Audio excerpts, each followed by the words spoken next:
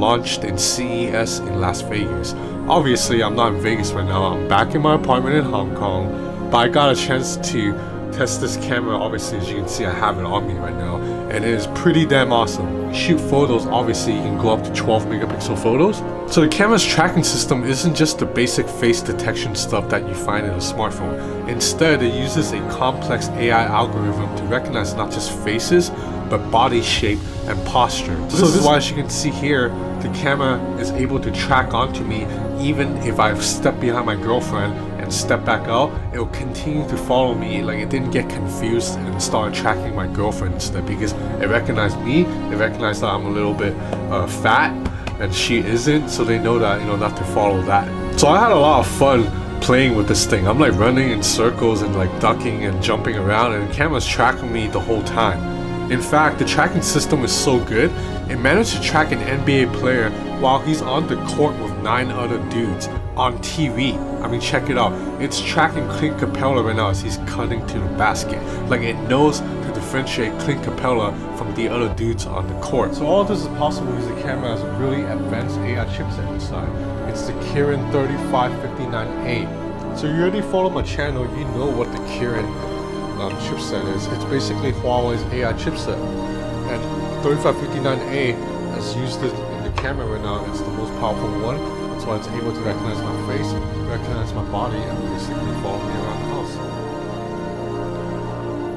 You can start shooting with this camera in standalone format. All you have to do is power it on, and it will automatically begin tracking the first thing it sees.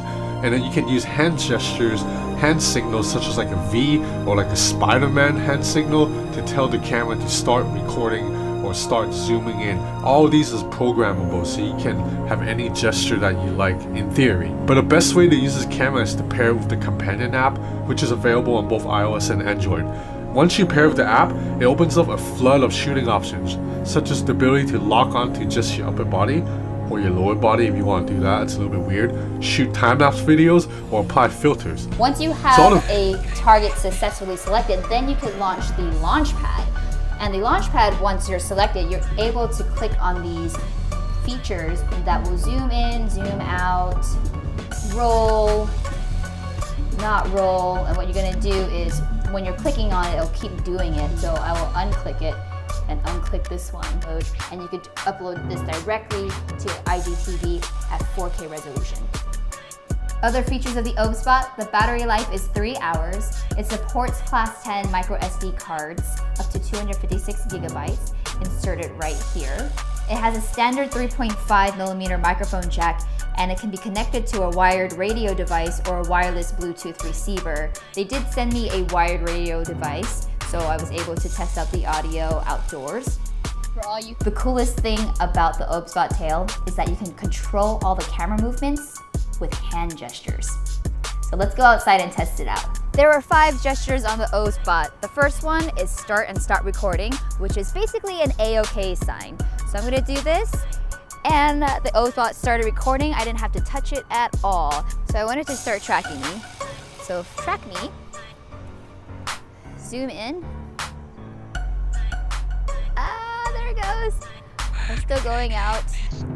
Can I recognize this? Oh, it's doing that too. Okay, now I wanted to just track my lower body.